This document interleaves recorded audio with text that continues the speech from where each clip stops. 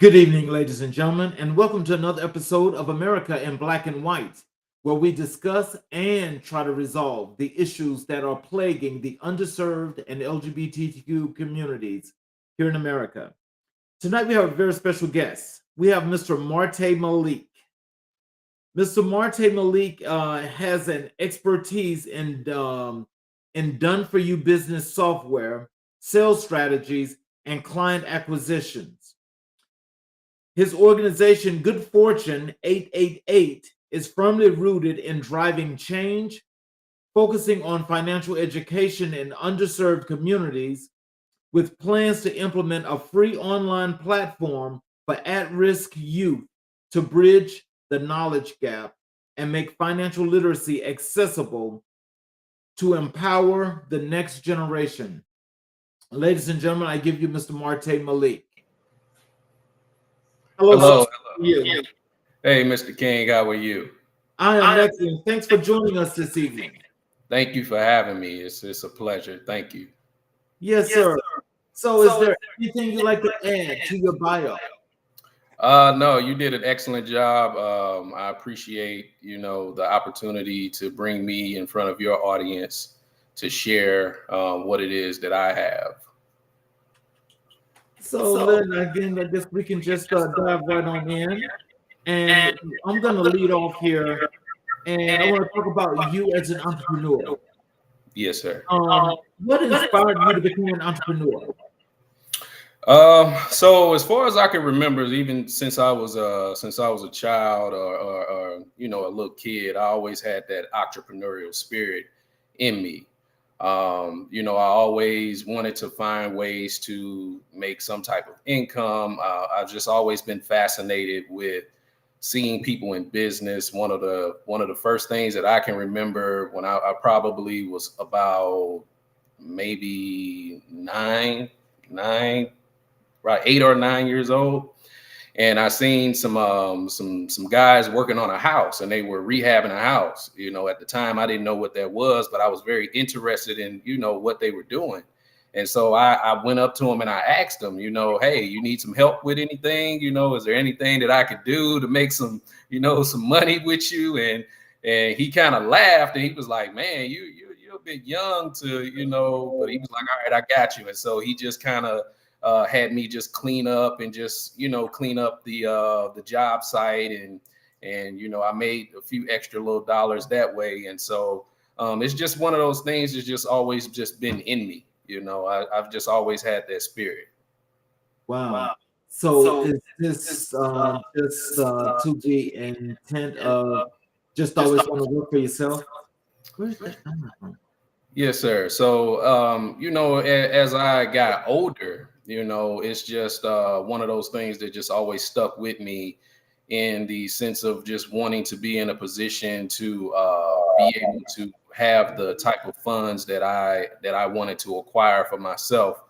And one of the greatest ways that I seen of doing that was becoming a business owner.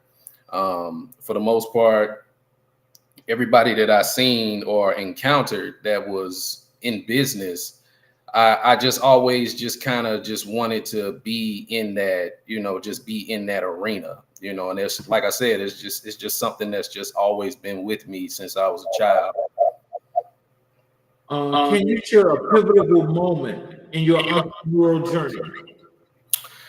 Pivotal moment in my entrepreneurial journey was when I made my first. I made probably about 90,000, and I did it within the span of about 4 to 6 months.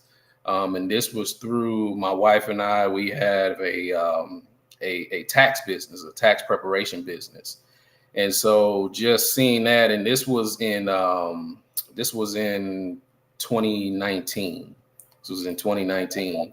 And that was the first time that I've ever made that type of income, being an entrepreneur, being a business owner. So that was something that was very pivotal for me, as an experience to know that it's actually possible and it's actually doable. Seeing other people say that, they've made, $50,000 in 90 days. And we had partnered with a company at that time to where we had actually made that an achievable goal. Oh, wow. That's really motivational and inspirational in a sense, to have a young couple like you and your wife to go out and to do to make those kind of numbers. So is it that you all just have like a team, or how did you guys come up with how you would establish your business? So at this particular time, like I said, it was another company that we had partnered with. The company was called One Stop Taxes. It was still in its infancy stage. And my wife and I, when we joined initially, they had this motto of how you can make $50,000 in 90 days. And so we put it to the test, and we went out and achieved it. We were actually the first individuals in the company to actually hit that goal. And kind of after that, it just kind of set the catalyst for everybody else behind us to do the same thing. And we did it. The company has a structure. It's a tier structure, like a multi-level marketing structure to it. And so we were able to capitalize off of that, and we built a massive team. We built a massive team of individuals, and the mass majority of that income that we generated came off of our overrides. And so we did about almost close to $60,000 in overrides in that business. Oh man. How do you identify and evaluate new business opportunities? So how I evaluate them is just based off of my experience of trial and error. And so I also understand that as a new business owner, you're going to go through some trials, you're going to go through tribulations, you're going to go through ups and downs. And so one of the greatest ways that I've figured out how to spot great business opportunities is to look at the success rate of where they started and where it is now. That helps me gauge a lot in the sense of where to place myself within that company or opportunity. Mm. So, how do you? I'm assuming that you do some partnerships. If you do partnerships, how do you decide? Which opportunities are good to partnering to compare to the ones that you don't. So now the approach that I've been taking over the past probably year and a half, probably 2 years now, is that I've been looking to work with more startups because there are people out here who have great ideas. They just don't know how to implement them or what to implement to make them successful. And so me, I have a very great visionary mindset.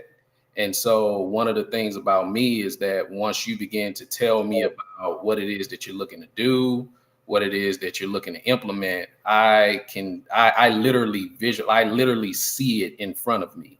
And once I get that notion of something that I can literally see in front of me and make it tangible within my vision, then I know that it's something that I can go after and make it tangible and within the physical realm, the physical reality. So it's just all about and one of the greatest books that I've read that helped me come up with this concept is reading The Power of Broke by Damon John. And how he spoke about how it's not always about having money, because sometimes having the funds or the money may hinder you. It may hinder you because your business will only last as long as the income or the funds that you have available. And so it's all about coming up with creative ways to implement things into your processes and creating systems that set you up for success. So tell us a little bit about that. I mean, like with systems or with this creative process, exactly how does that begin and what is it supposed to look like in the end?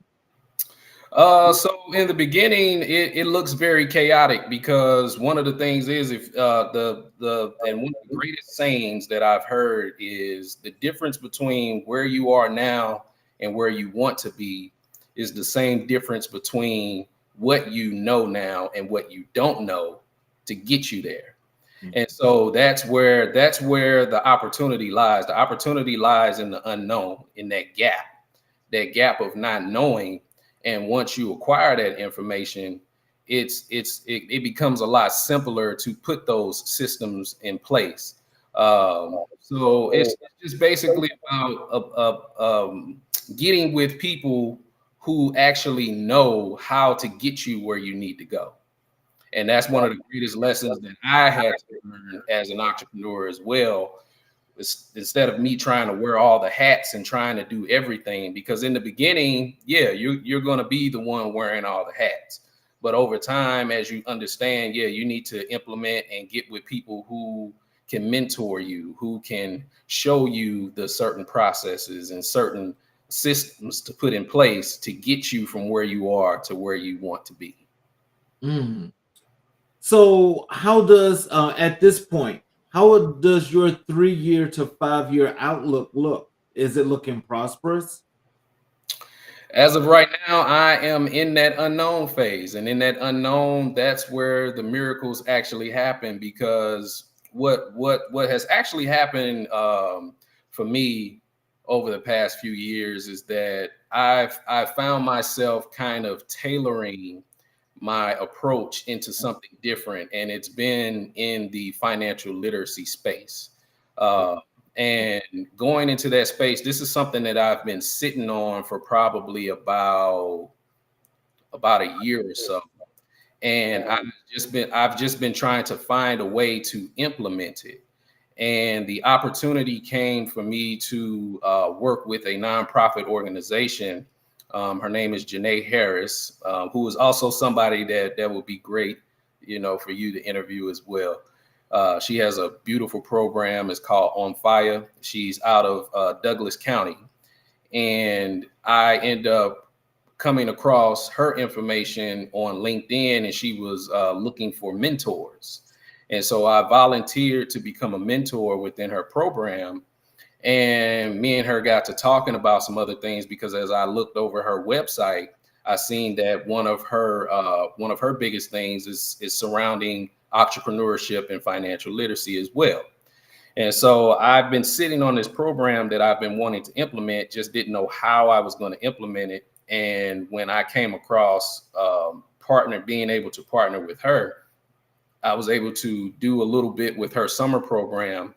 And so now she and I have talks of putting some other things together so that we can extend it from not just being a summer program, but being something that is implemented all year round. Oh wow. Now that sounds really interesting. And just for some fruit for thought, Yes, sir. is that as you're doing the financial literacy, especially once I'm assuming, so I don't know, but I'm assuming that you'll probably have put together um, everything that you probably want to use or packets that you want to get out to the people that's going to go through the program. And so the thing is I think that in marketing, what it is that you do in general, but also what this is supposed to be, I think something you might want to look into is that once you put this thing out front, it sounds like something you want to make a lead. Yes, sir. And so in making it a lead, that means that probably, I'm gonna say probably, but most likely, you're gonna have a lot of people, especially in when you talk about what's inside of it, Mm-hmm. you're gonna pull a lot of people, because You know, it's very important in today's time, especially in all of our communities, that financial literacy is something that everybody needs to have. Most definitely, most definitely. I 100% agree with you, because what stems this passion for me is because at the age of 16, I became homeless. You know, my mother did the best that she knew how to do, but we often found ourselves homeless just due to her lack of financial education. She didn't know a whole lot. She only knew how to do what she knew how to do. And so with that, by the time I was 16, she was going into a women's shelter, and they told me that I was too old to be with her. And so she told me to go to my grandmother's house, but even that was kind of a short situation because my grandmother was holding space for my uncle at the time who needed a place to stay. And my grandmother lived in a 1-bedroom apartment. And so it was only so much she could even do for me. And so that led me to, you know, getting into, you know, things that if I just would have had somebody at that age, because that was a pivotal point, you know, in my life.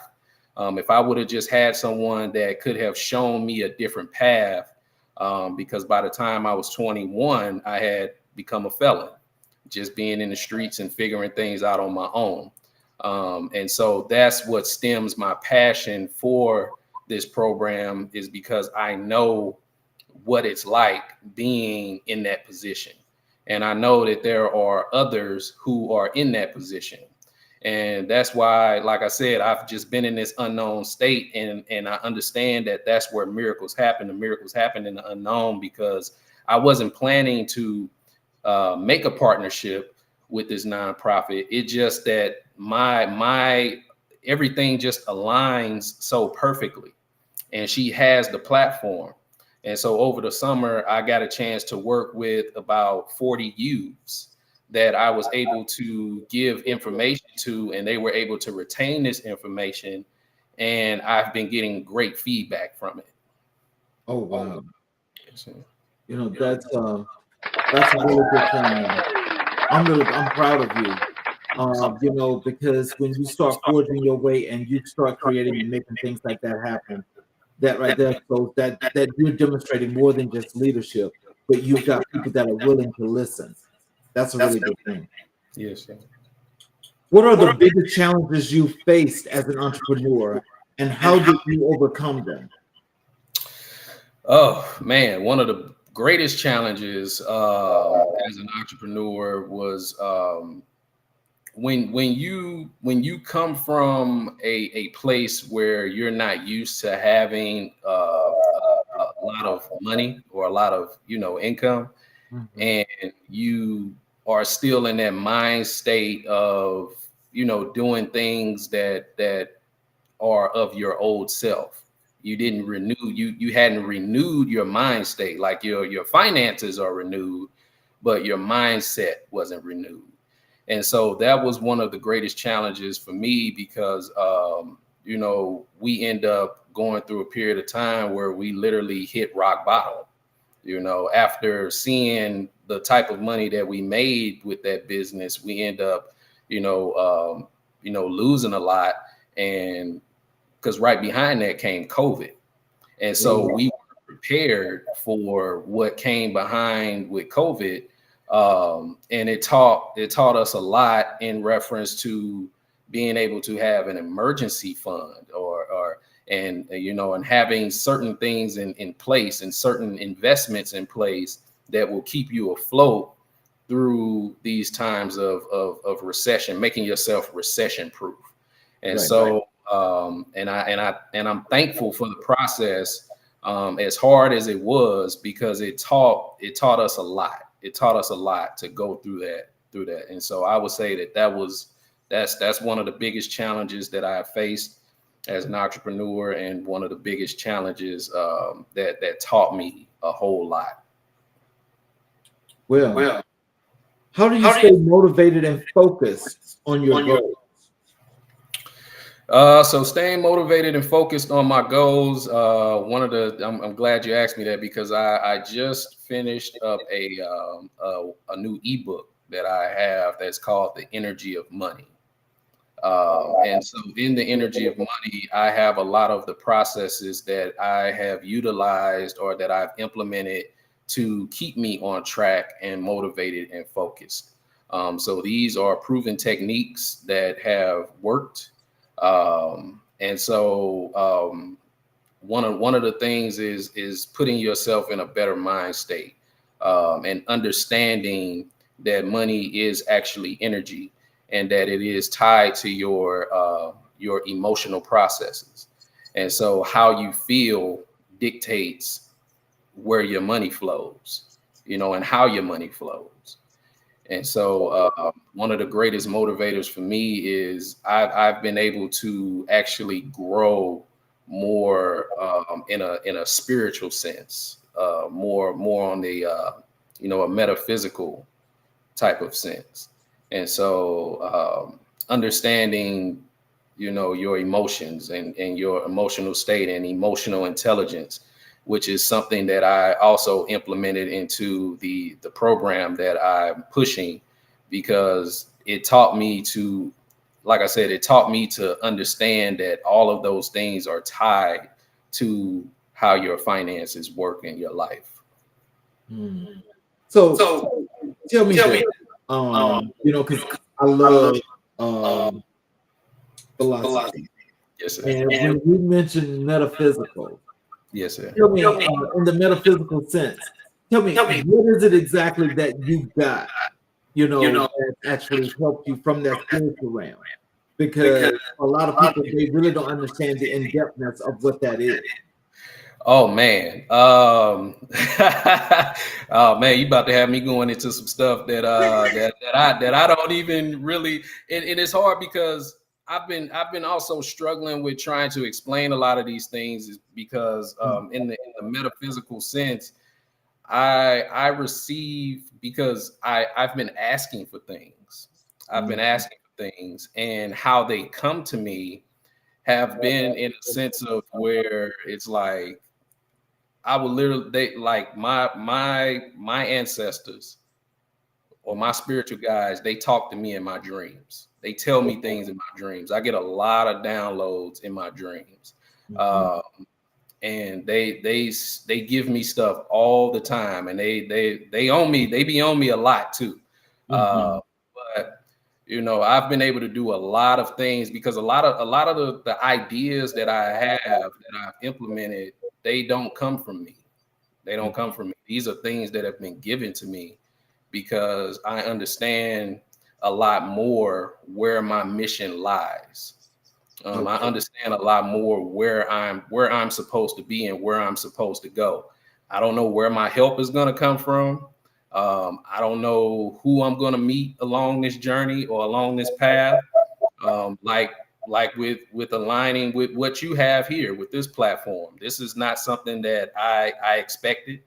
This is just something that aligned to where you felt or the open enough to bring me in front of your audience to present what it is that I have. And so maybe through your platform I'll find my help. I may find somebody who will listen to this and be like, yeah, I want to help this young man. So that's what I'm looking for. I'm looking for my help. And so I'm just going with the direction of where I'm being led because I don't know. I don't know right now. And, I've been here. I've been in this place before, but it has always come out great for me because like I said, in the unknown, that's where the miracles happen. They happen in the unknown. Oh, wow. That was really great. I mean, I love to hear that. And the thing is that I'm in hearing your humbleness, but also at the same time, you standing in your truth and you're still making your situation what it's supposed to be. This is what an example is. It really is.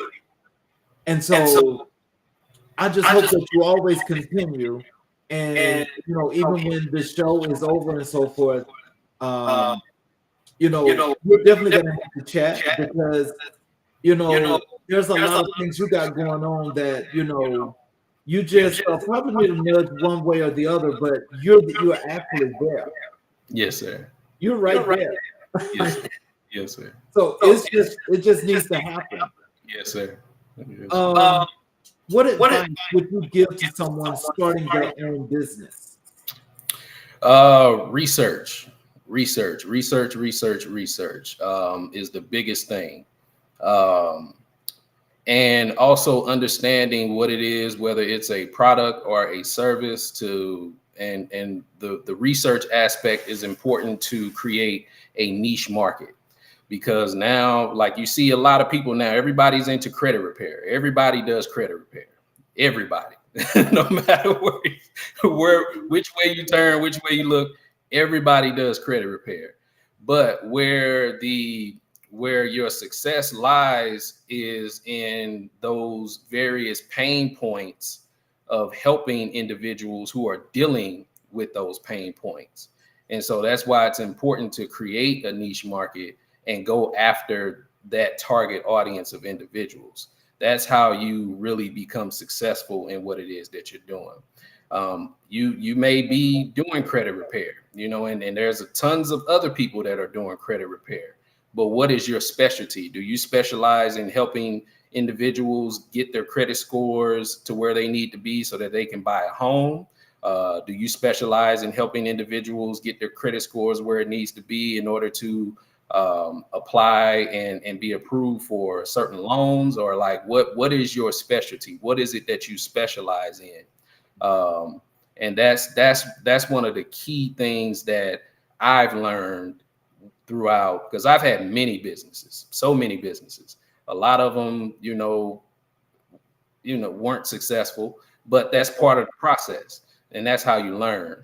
And then also I would say, don't be afraid to go in whatever direction that you feel that you need to go, because the thing is, if you don't go in any direction at all, you don't know if you're going in the right or the wrong direction. So if you start out and you're going in a direction that is not right for you, then at least you know that, okay, all right, I need to revamp, need to revise some things, need to redo some things, and then tackle it from a different angle. And so getting rid of that fear is one of the biggest enemies of success. Well, I'll tell you, there's a lot of people that need to hear you actually say that, because I know a lot of people that are definitely afraid to make a move when there's no need to be that way. If this is something you desire, up or down, keep going. Yes, sir. Do not stop. Because if you stop, that means that you could be stopping at the wrong time, which means you're never going to stop anyway. But you could be stopping at the wrong time. Yep. And so if you've already put the time in, you may as well see it through. Yep. There's a reason for doing that. Yes, sir. I believe it was Eric Thomas who said, if he's like, you already hurt, get something out of it. You're already in pain, get something out of it. You already hurt, get something out of it, So, I mean, keep going, keep pushing.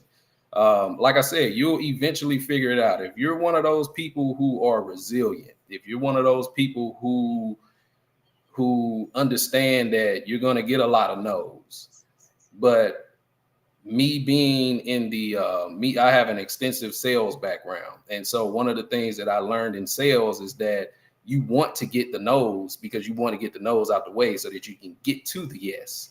I'm trying my best to get through all the no's. Like I want as many people to tell me no as possible so that I can get to that yes. And so you just have to keep going, have to keep pushing, and first believe in yourself, and believe that what you're doing is meant for you to do. And you're going in that direction. Like I said, if you stay stagnant, you don't know if you're going in the right or the wrong direction. So at least figure out which direction you're going in. I want to tell you this as an example, because there was another young entrepreneur that was on the show. And the only time I said this was when he was on the show, but I'm going to say it to you as well. When I decided, I had already been doing what I was doing a long time, right? So basically, it's like I was just, I forgot what the term that they use, but I was like doing it in the background. Okay. I was a federal employee. 2018, I was willing to give up that $100,000 job to do me. I could do just as good on my own without them, without the stuff they were doing, where I could now go on the other side and I can work with people to have them prepared for these investigations rather than going out and investigating. You see. So that's making it work for me. But the one thing that was really, really prolific about that is I funded my own business. Yes. From my retirement fund. That's what I did. I'm still standing. Not everything has been good. Just so you understand. Hit that applause button for yourself. Hit that for yourself. Yes, sir. Because, look, not everything was good. Not everything was good. And see, as you say, you have to, if you don't face a crunch, then you never know what may happen. But when you do face the crunch, the adversity, how do you handle it? If you feel like you want to give up, then you never should have done it. Yep. But if you keep going, you find a way. Yes, sir. You find a way. Yes, sir. And see, that's what this is about right here. This is about people like yourself that's actually got that resiliency to still continue and still be a successful businessman regardless of the case, because you're still giving back in that process. That's the thing that makes you stand out among any other individual. Yes, sir. That's where it's at. Yes, sir. Yes, sir. Yes, sir. Most definitely. Most definitely. And so, it's a process. It's definitely a process. And so, like I said, I've grown so much spiritually over the years. And like I said, I'm into, the metaphysical aspect of things. And I study the universal laws, the 12 universal laws. And I understand how things work in patterns, so you may be going through a challenge, you may be going through some adversities, but on the other side of it, of that adversity is once you get over that, that's where you celebrate and you bring, that's where your joy comes from. But you have to also understand that behind joy is going to come those periods of introspection as well. And so with us understanding these things, and that's why I'm very big on understanding yourself, like who you are, what your triggers are, and understanding that emotional intelligence aspect of yourself, because that's what's going to get you further in life, not even just in business, because everybody's not going to be an entrepreneur, but just as a person in general, that's what's going to get you further in life, is understanding what your emotional triggers are. So how do you balance innovation and practicality in your business ventures?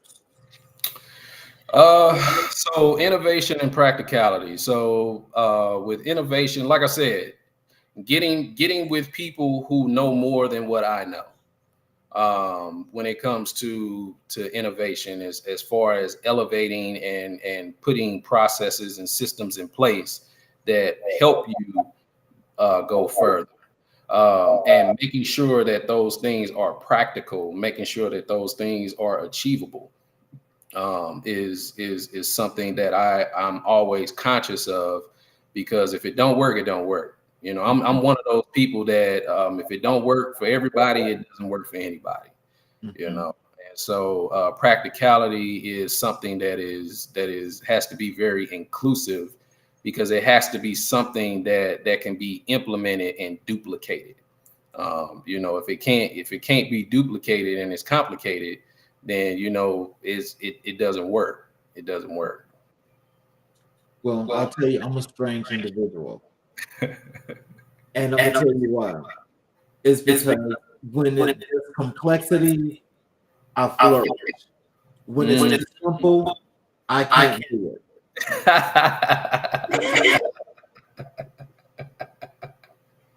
So you like how they say Einstein was when it came to like the huge mathematical equations, he could figure those out, but simple mathematics, it was like he got stuck. I can't He do didn't simplicity. understand the simplicity of certain things, but the complicated things he could handle. Yes. Yes, sir. Yes, sir. What role does networking play in your entrepreneurial success? Oh, networking plays a huge role.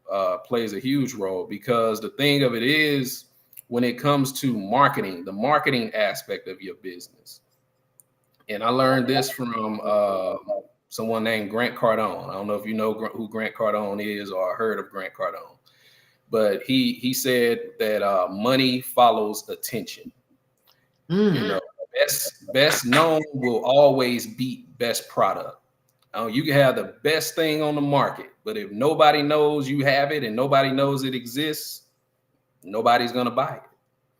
So networking is huge because you have to be able to be in a space where others know who you are and what you have to offer. How do you handle failure and setback in your business? Failures and setbacks is something that I've grown to be able to handle a lot better, because I now understand that anything that can go wrong will go wrong at some point in time.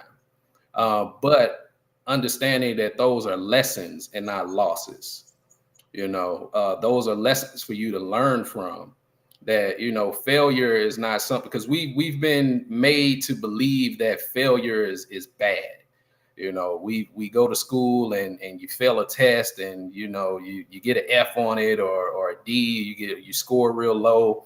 We've been made to believe that that's something bad, versus looking at it as, okay, well, I failed at this. What areas do I need to improve in so that I'm successful the next time or the next go around? And so it's just about taking that same situation or that scenario and just kind of turning it from a negative to a positive. Like I like when things go wrong. I like when things go wrong because it gives me the opportunity to see where I need to improve. Mhm. Wow. What are the key qualities you look for in a business partner? Key qualities that I look for in a business partner is somebody who's honest and integral, for one, because I've done business with some people that that weren't honest and integral, that went behind my back, and they've taken ideas from me, and or they've cut me out of certain deals, and so you just have to be mindful. But I'm just one of those people that I just have an open heart for giving. And my wife be on me about this a lot too, because I freely give information. Like I'm one of those people that I don't care. I'll just give the information, because at the end of the day, it's up to you with what you decide to do with it. I'm not one of those people that's just going to gatekeep information. Right. But when it comes to a business partnership, I'm one of those people that I tend to, look at things where I look at the brighter side of things versus a lot of the negative things. And so that sometimes has, gotten me in positions to where I've dealt with individuals like that. But I'm looking for like-minded individuals when it comes to any type of business partnerships. I'm looking for people who are like-minded and who are into the same mission that I'm into. If we can come up with great ideas together and implement those ideas and to where we both flourish, I don't care how much money you make. I'm not one of those type of people. I don't care if I come in and you can make $10 million. If all I'm supposed to make is $1 million, just make sure I get my $1 million. Or even if it's 100,000, I don't care how much you make it. But as long as I get what it is that I'm supposed to get out of it, But I'm just somebody that's integral, somebody that's like-minded and looking to push the same type of program that I'm pushing. So how do you vet these people? So sometimes I just see who's willing to get in the mud with me, because a lot of people talk their talk, but when it's time to actually put in the work and you look up and you by yourself. And so I've come across that as well. A lot of people say that they do this or they know how to do this and they want to do that, and then when it comes time to implement it, they're nowhere to be found, or they can't actually do what it is that they say that they know how to do.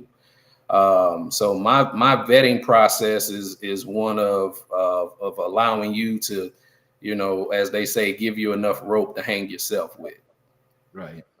I'm just one of those people that once you tell me you can do this and you can do that, I'm going to give you the opportunity to prove that. I'm just going to give you the opportunity to prove that, and then over time it'll show if you're really about what you say you're about. Off the air, I'm going to give you some pointers on that. Yes, sir. We ran out the gate pretty hard here with entrepreneurship, but before we move on to the next part of your wonderful journey, I want to play a word game with you. Okay. And when I ask you the word, I want to know the first thing that comes to your mind when you hear the word. Yes, sir. Money. Wealth. People.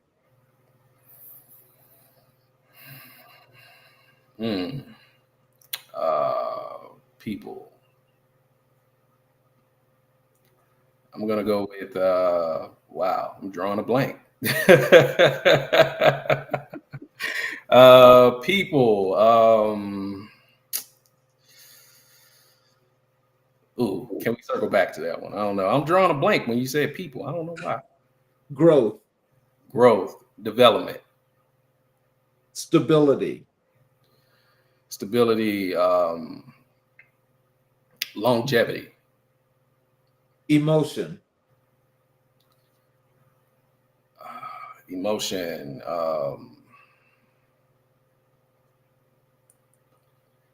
Ooh, I don't know why I'm drawing a blank for emotion. Emotion. I would say. Ooh.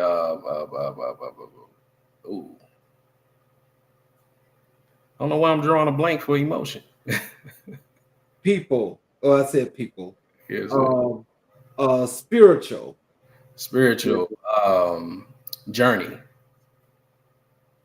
Philosophy. Way of life. Service. Necessary. Niche. Purpose. Work. Work is I'm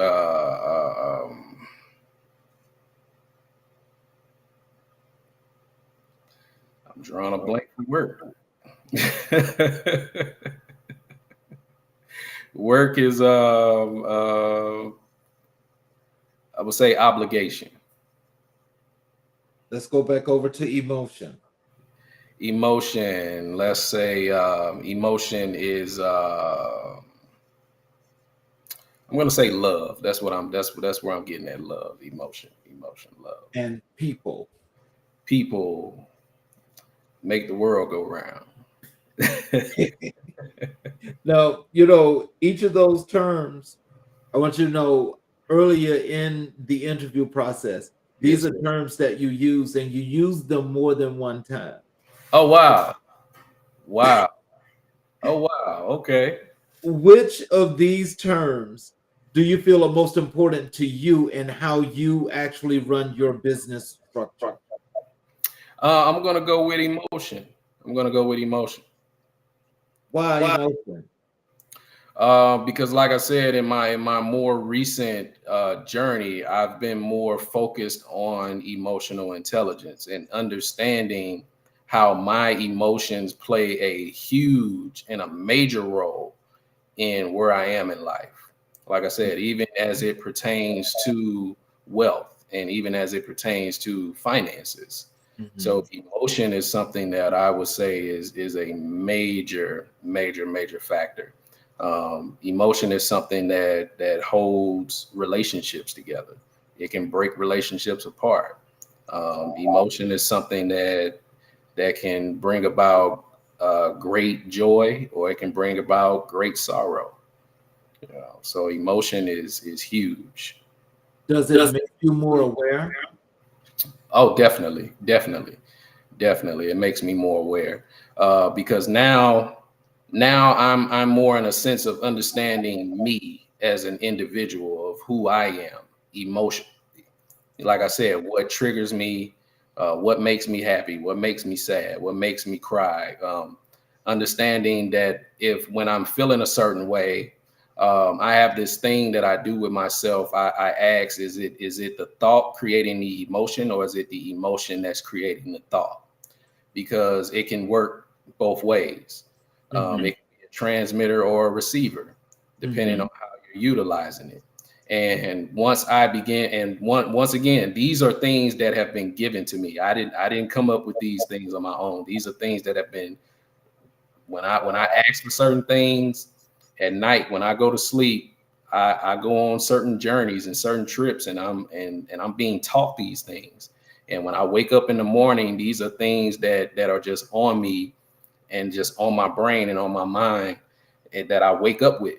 I don't. They just come. They come from the universe. The universe guides me in the ways that I'm going, and so now I have a better understanding of emotional intelligence. Because, like I said, is it the thought creating the emotion, or is it the emotion creating the thought? And when you are in that state of understanding, you can respond better to your environment. Okay. Now, we're going to pivot to another part of your wonderful journey where we're going to go to your community work and mentorship. Yes, sir. Can you tell us what motivated you to work with the at-risk youth? Like I said, the biggest motivator for me is me being an at-risk youth. I was an at-risk youth. For those who may just be tuning in or didn't hear earlier.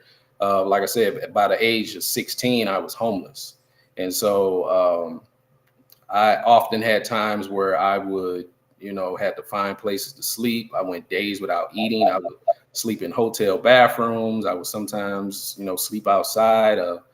I would sometimes have a friend that would sneak me into the basement of his home and allow me to sleep on his floor. And so me going through these things and just the emotional state that I was in at such a young age, I didn't know what it was at the time, being depression and anxiety and, feeling suicidal at times, just feeling like I just didn't have a place or didn't belong, or just trying to understand like why was I going through the things that I went through. And it took me up until this point in my life to understand that I went through those things to have a greater understanding for others who are in that same situation, the same that I was in, Mhm. and so now my passion is more so geared towards the youth and ensuring that they have a future, because once we pass away, they're still going to be here, and the Mhm. information that they don't have, they're going to continue to give. That same cycle of broken information is going to continue on unless somebody comes in and steps in and gives them the information that they need to elevate. Can you share a success story of your work with at-risk youth?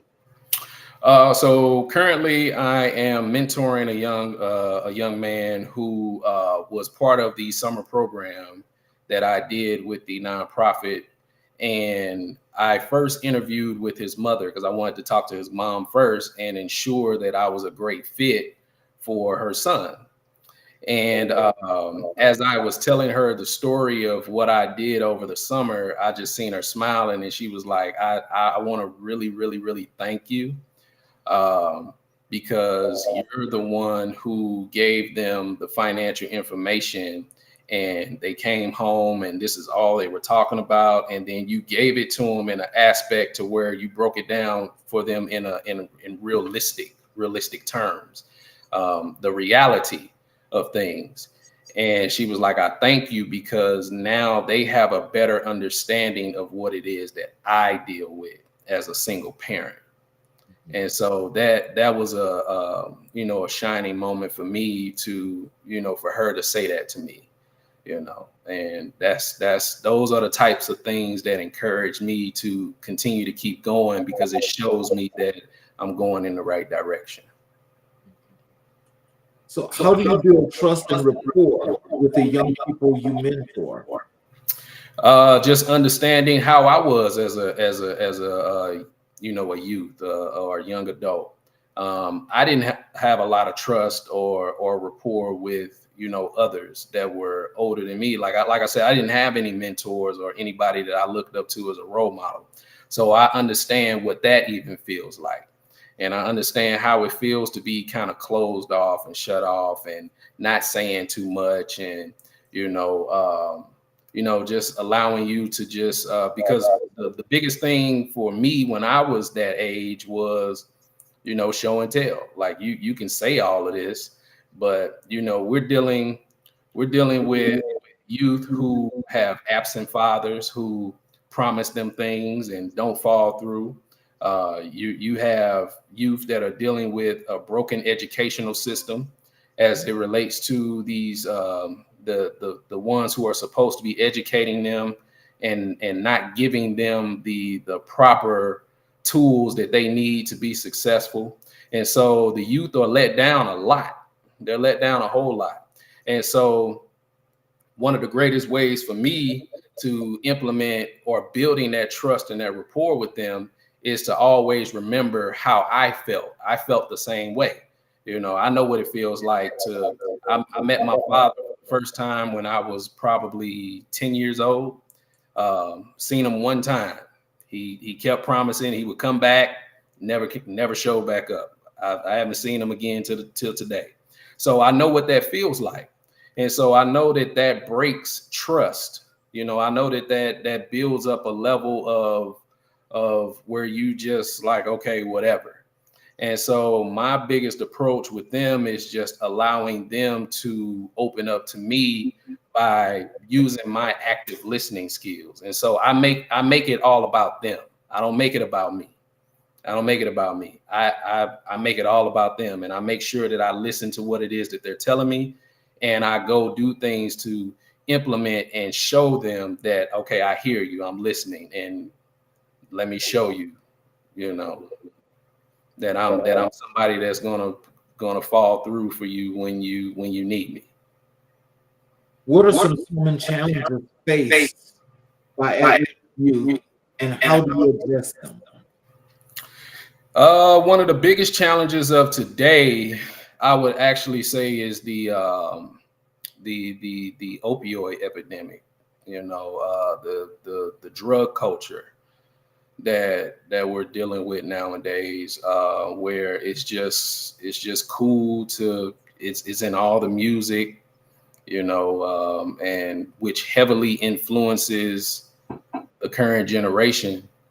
And you see it every day that people are dying and overdosing. Like you just had the rapper Rich Homie Quan, who just passed away from and I believe it had something to do with fentanyl as well. And so that fentanyl is something that's taken out a lot of the youth because they're using it, they're experimenting with it, they hear it in the music. And so, you know, this huge drug culture that we have right now is a major challenge. And it has a lot to do with what they're dealing with on a day-to-day basis. Wow. How do you measure the impact of your community work? I would measure my impact of my community work by the individuals of the lives that I actually change. Like I said, I'm still in the infancy state of this journey. But like I said, I've been getting great responses from it. And so that's how I measure my impact. I measure my impact by the response that I get from the youth. And that lets me know that I'm giving them something that is of substance. What strategies do you use to engage and inspire at-risk youth? So some of the strategies that I utilize to engage and inspire is, one of the biggest things is talking about money. Everybody loves money.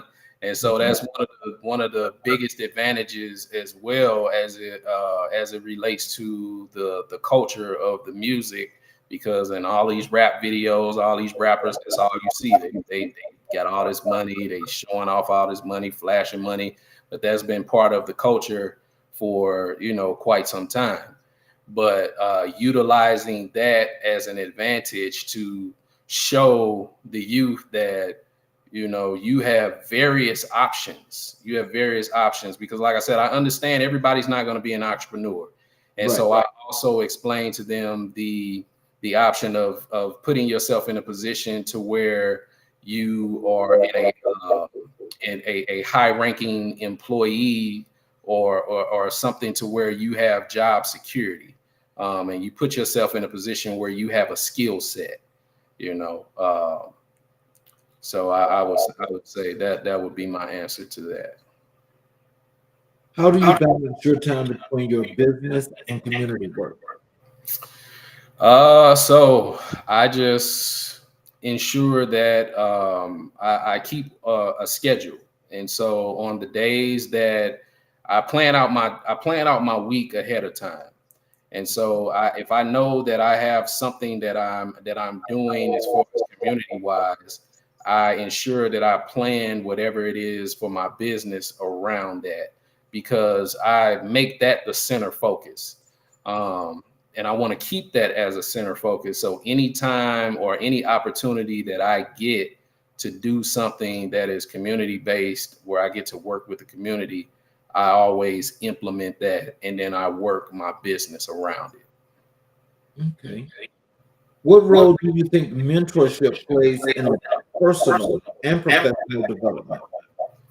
I think it plays a major role in personal and professional development because, like I said, I didn't have that when I was a young man, and so in your personal development, we as human beings, we implement what we see. You know, we mimic what we see. That's how we learn. We learn through seeing others do certain things. And so if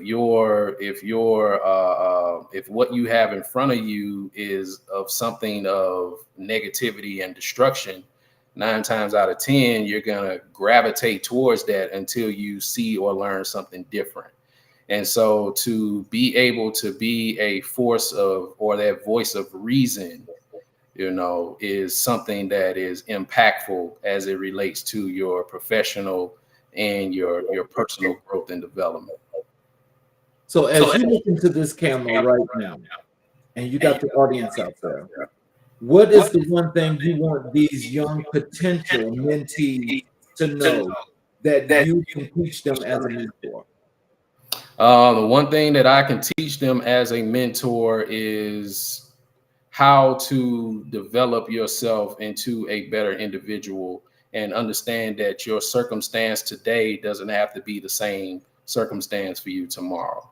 Because growing up in an environment where with gangs, poverty, drugs, you know, you that becomes your norm, and you see that as a normal environment, and you see that as something that is familiar. And as human beings, we tend to stick to things that are familiar, even if they're things that are harming us. And I had to understand to grow out of that, that you don't have to stay where you are. Okay. How do you stay connected with the youth you've mentored over the years? So how I've stayed connected is, like I said, with the program that I've been with now with On Fire.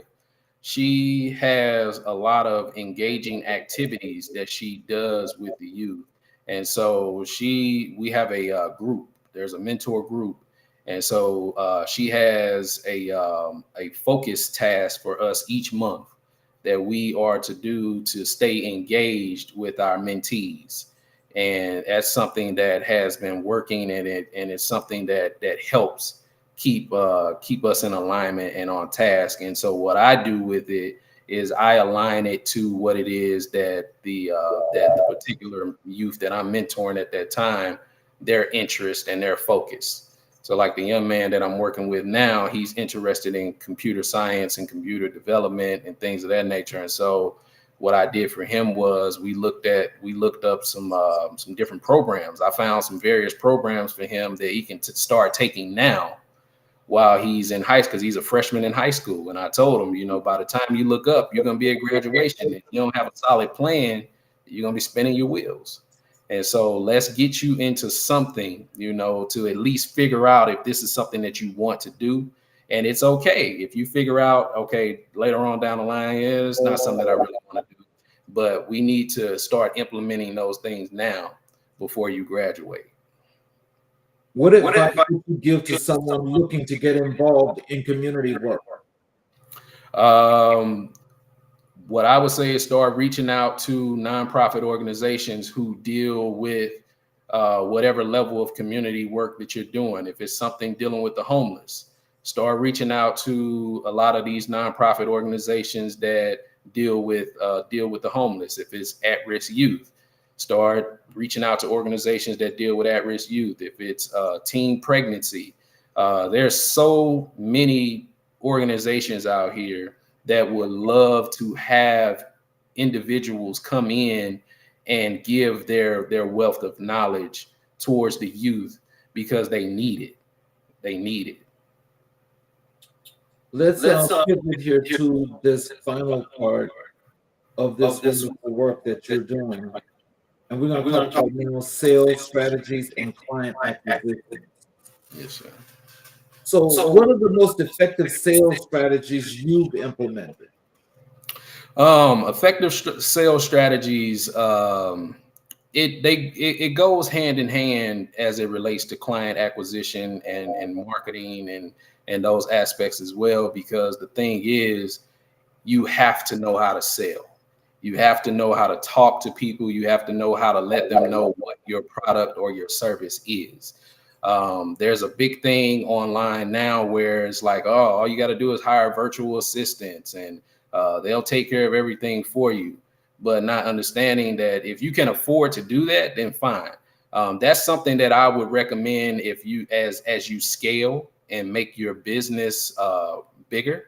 As you grow in your business and you need to implement a sales team, then I would say, yeah, outsource that to some virtual assistants that can close those deals. And that way, all you got to worry about is just coming in and doing what you do on the back end, whether that's teaching a course or steering them in the right direction, whatever it is that you're doing. But if you don't know how to sell, you're not going to survive in business. You're just not. It's every person who's an entrepreneur or in business has to know some level of sales. How do you approach client acquisition in a competitive market? Client acquisition in a competitive market all goes back to niche market, creating a niche market, because in that niche market, like I said, that's where you're going to find your true success. Other than that, it's like casting a net and just trying to catch what you catch. And when you do that, whatever you get is what you get, and you can't be upset about it. But if you narrow it down to a niche market, then that way you at least know who your target audience is, and then you can formulate a strategy of how to go after that particular market of individuals. And it all goes back to, as well as finding out what that pain point is. Like, what is it that I can help other individuals deal with that they can't figure out for themselves? Can you share a successful client acquisition story? Successful client acquisition story is one of the biggest things that I do for businesses. Is I help them create lead magnets. And so for those that don't know what a lead magnet is, it's something that you give away for free to attract that particular audience of individuals, and then you can put them into your pipeline and start to implement your processes of turning them into a client. So, prime example, like I said, everybody's doing credit repair. So now if you break that down into a niche market, let's say you're doing credit repair for individuals that want to get their credit score to where it needs to be to purchase a home. One of the ways to capture those clients is, okay, well, let me put together, you can put together a infograph, you can put together an ebook, you can put together a report. And what I always recommend is having various sources of information that you can just kind of give away, because that's what's going to entice people to, especially if it's something that they're dealing with and they're looking for somebody to help them with it. And you have a proven case that can help them overcome that obstacle. You just kind of reel people in with that information. And now you've built a rapport with something that they can trust. It's like, okay, well, this person understands what I'm going through. They understand how to help me. Okay, now let me, look a little bit deeper into it and become a potential client. And so those are my aspects of always implementing when it comes to client acquisition. One of the biggest things is creating lead magnets.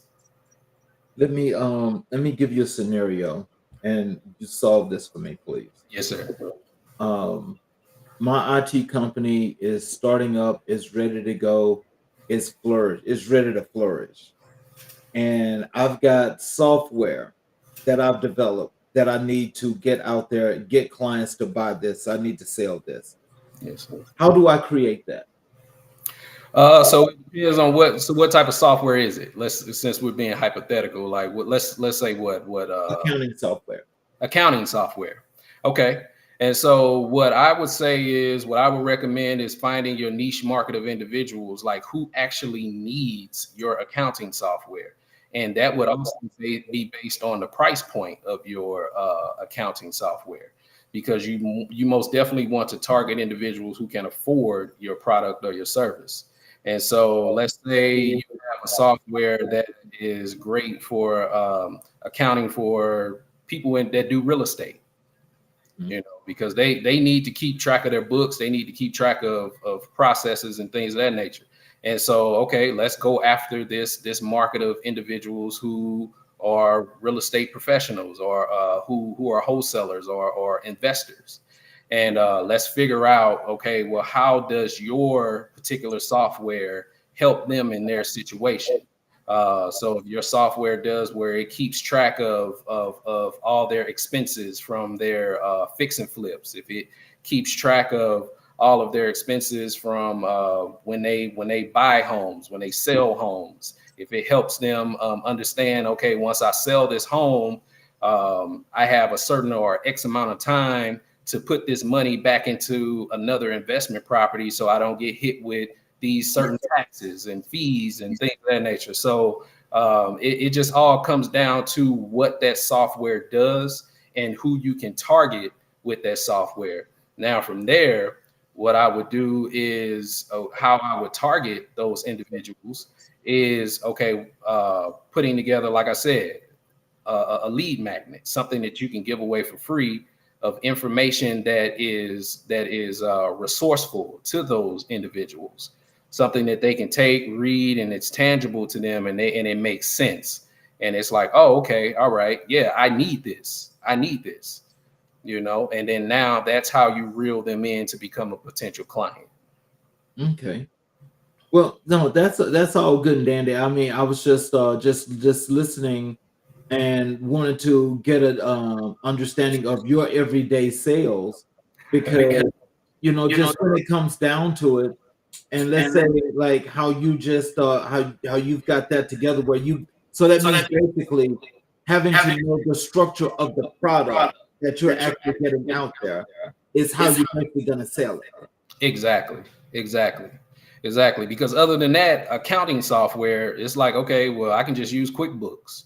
So Right. why do I need your accounting software? Like, what is so special about your accounting software that I need it? And that's why it's important to tailor a niche market, because now you have a certain type of individual versus just trying to cast a net and just catch what you can catch.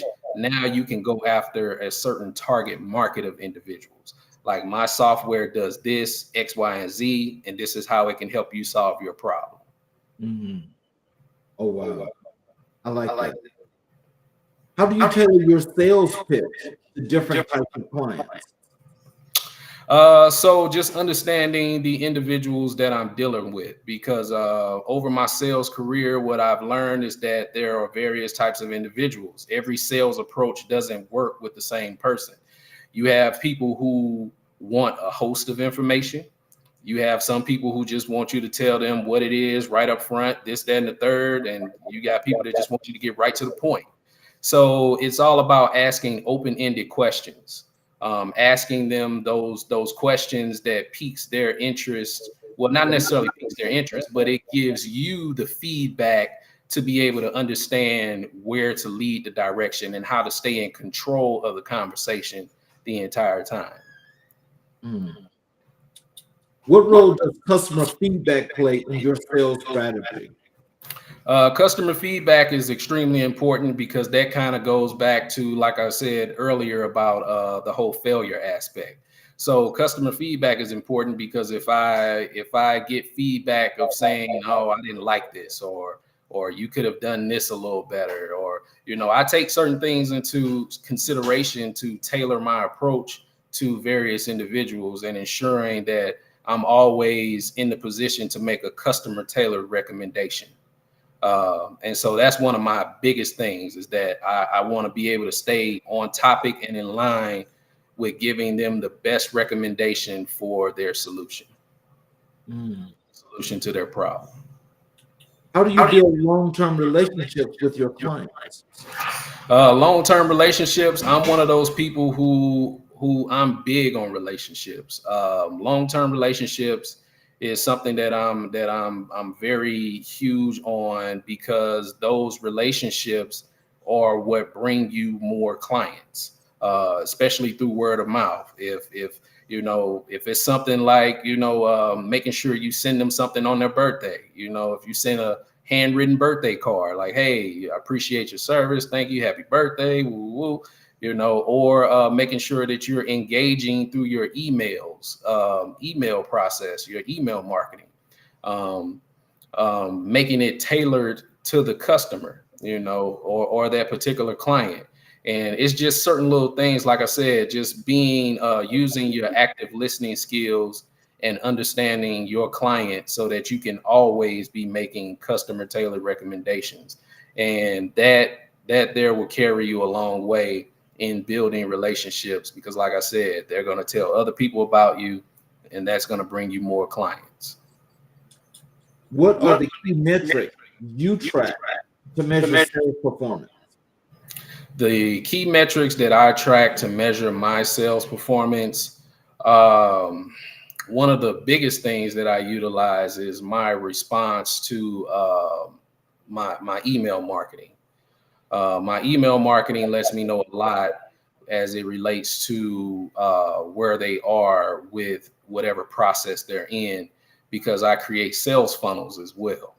And so those sales funnels, it tells you a whole lot. It gives you a lot of information. It gives you a lot of feedback. It lets you know if somebody just looked at the email, if they opened it, or if they clicked the link, or it gives you a lot of information, because now it's like, okay, if I get people that's opening the email but they're not clicking the link, okay, what is it about that email, or what is it that I need to tailor or change up my approach to ensure that they're clicking the link in the email. And you just kind of got to play and tweak it and tweak certain processes. But for me, that's one of the biggest indicators for me in my sales process is my email marketing. How do you stay updated with the latest trends and techniques in sales? Latest trends and techniques in sales is just always being involved in events. I go to a lot of events. I'm one of those people, like I said, networking is huge for me. So I will go to an event anytime they got something going on. I'm probably there, because I always want to know what's going on and what people are thinking, because things always evolve. Like now you have this big boom with AI. Everybody's into AI now. Everything's using AI. And so now you have to figure out how to tailor your processes within your business to utilize AI now, because it's something that is popular. And so everybody's using AI. Now, I want to ask you this question, because this is the honest truth here. How do you find these networking events? Because I haven't been able to find any. Oh, really? And so I just followed. Now there's a gentleman on LinkedIn who throws events. I'll send you. I can't think of his name. I can't think of his name is Slevin. I think it's Slevin Hicks or something like that. But he throws a lot of networking events, and like one of the great things about his events is that the way he does it is he has a free version to where you can just come to the event, and then he has a paid version if you want to have certain seating and things of that nature. But his networking events are really good. And just pretty much staying in the know of what's going on in the city of Atlanta. I follow a lot of groups on various social media pages. I also follow people who do pop-up shops, because people who do pop-up shops, they know where all the events are happening at. They always know where all the events are going on, because they always there. They setting up booths, and they're vendors at various events. And so that's one of the ways that I keep up with what's going on as well. Okay. I'm gonna actually go a little bit more in depth and look at LinkedIn a little bit tougher. Yes, sir. What advice would you give to someone struggling with client acquisition? So somebody struggling with client acquisition, the best advice that I would give to them is their approach. And it's probably because you're doing exactly what I said. You're trying to cast that net, and you're just trying to catch what you can catch. It's tailoring your approach to a niche market of individuals that need your product or service. That's one of the biggest ways for you to capture clients, because everybody's doing some of everything, and there's enough room for everybody to get a piece of the pie. And it just doesn't look that way because you're generalizing your business versus tailoring it to a specific market of people. So are you saying to so people out there listening, are you saying to them that when you go into a networking event, especially, you need to know what you want and the people that you're looking for, and not just go talk to everybody? Exactly. You need to narrow it down to a target audience of individuals. Like, it's okay to, spread your information, give out your business cards, but make sure that even on your information about your business, that it specifically says what you do and why you do it. Prime example, there's a there's a financial advisor that I've become great friends with. Her name is Ashonda Davis. Mhm. And so she's a financial advisor, but her target market is medical professionals. You know what I'm saying? So she's a financial advisor. Yes, that's a very broad, that's a very broad canvas of individual. Okay, I'm a financial advisor. Oh, okay. Why should I choose you as a financial advisor? But she specializes in dealing with medical professionals. I like So that. that's her niche market. I like that. And actually, in today's times, especially when you're doing financials, that is medical and legal are the top two professions you want to target. Oh yeah, she get that money for sure. She get that bread for sure. So, how do you integrate technology into your sales process? Technology is everything because everything is digital now. Like we live in a digital age, and so one of the things that I do is that's why I do done for you software. And so the done for you software, it tailors to your business. And so technology is huge because you need technology. You need sales funnels. Depending on the type of product or service you have, because websites are great, but for the most part, websites is outdated for They have to be integrated. Right. And so everybody's going into, everybody has their phone in their hand. And so technology is huge. If you have a mobile app, something that people can put on their phone, because everybody has their phone in their hand 95% of the time. That people are looking at, they have their phones. And so technology as it relates to text marketing, email marketing is always going to be huge, but text marketing, an example of like what's my wife was telling, like Fashion Nova, they'll send you 500 texts a day, letting you know what they got going on. Your phone dinging all day long from Fashion Nova, letting you know sale or something new or something's discounted. Like they be on it. And so technology is huge. Technology is huge to implement into your business. Let me ask you. I want to ask you some advice because, as you said, that resonated something with me. I'm actually thinking about getting an app. Okay. And so I want to get an app, just to start off the implementation of the accounting, bookkeeping, tax preparation, and consulting that I do. With that, when people do those apps, is it best to charge for the app or let the app be free?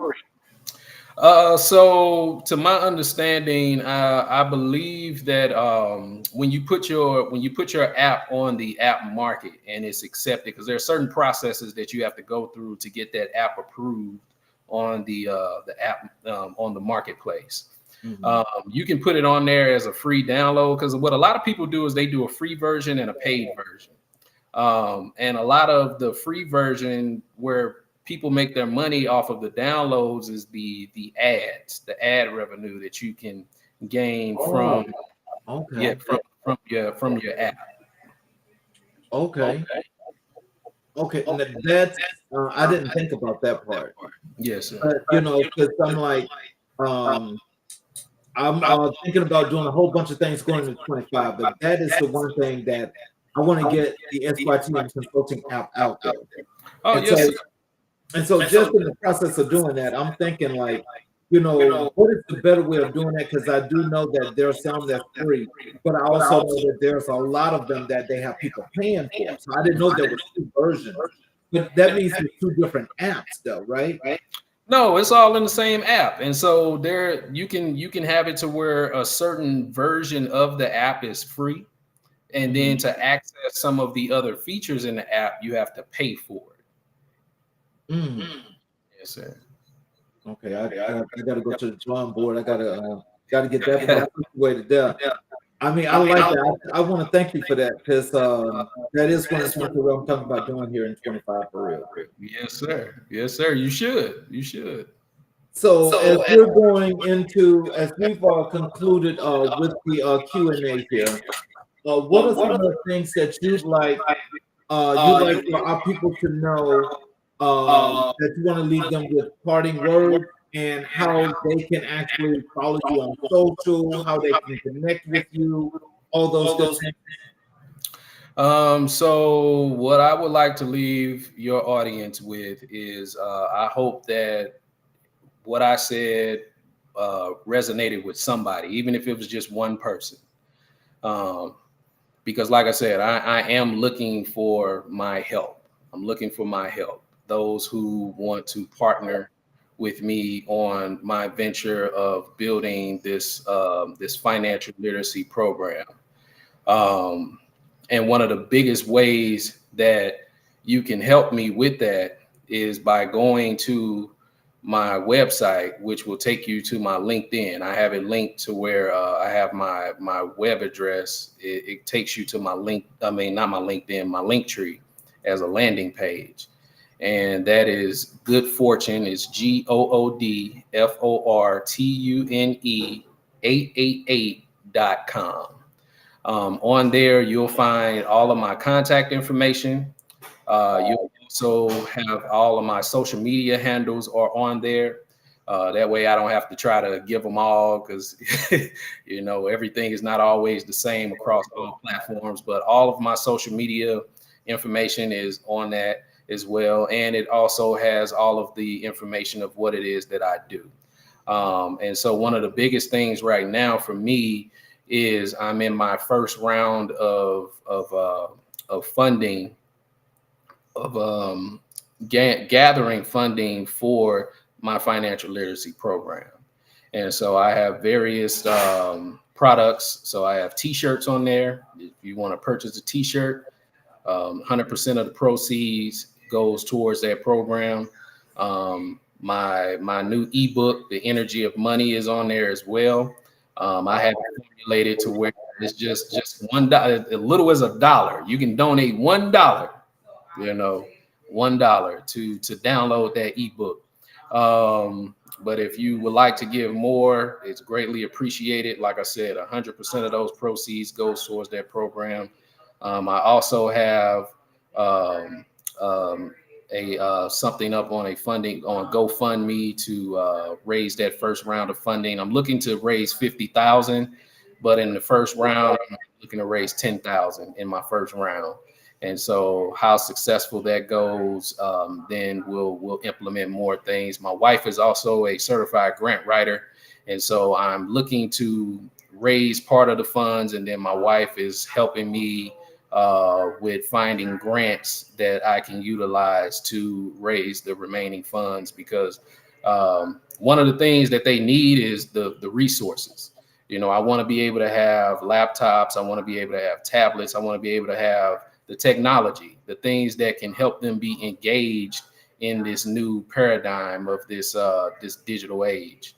And so that's one of the major things that I'm looking for right now is my help with that funding. Even if you want to come on as a sponsor. So how do people connect with you other than your website? What about your social media? So on my website, that it has all of my social media information. So it has my my Instagram, my TikTok. It has all of my everything that I'm on social media. If you scroll to the bottom, it has all of those. It has everything there on the website. That way, it's just to me, it just makes it simpler. Versus trying to tell you to find me on all these different platforms. It's all in one space, all in one place. You go right there. You can actually open it up to where there's a contact me button on there. It has my number, my email, all that good stuff. Everything is on there. All righty. Well, for those of you that have watched the show, I appreciate you guys taking the time out to listen. You know, as Marte actually gave some really good advice.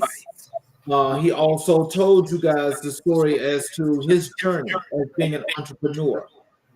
A lot of us are afraid to be entrepreneurs, and not all of us are made to be entrepreneurs. But this young man has actually, in all the humbleness of all the things he's done, he's actually just told you just how success comes to be. As successful as he is now, that means that the more success is coming to him. So please, let's go and support him. Go to his website, goodfortune888.com. Go to his website. Let's do those donations. You know, let's support.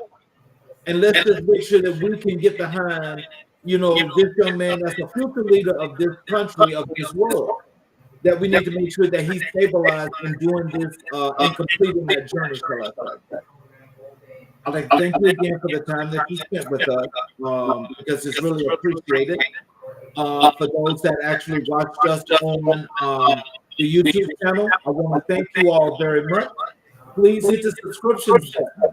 Please hit the notifications button and make sure that every show that we do, you're able to not only watch that show live when it happens, or if you're not able to watch it, you're able to go back and watch it when you can. Please join us again tomorrow night as we have another great show for you. And I thank you all for doing this great justice of supporting Marte in his journey.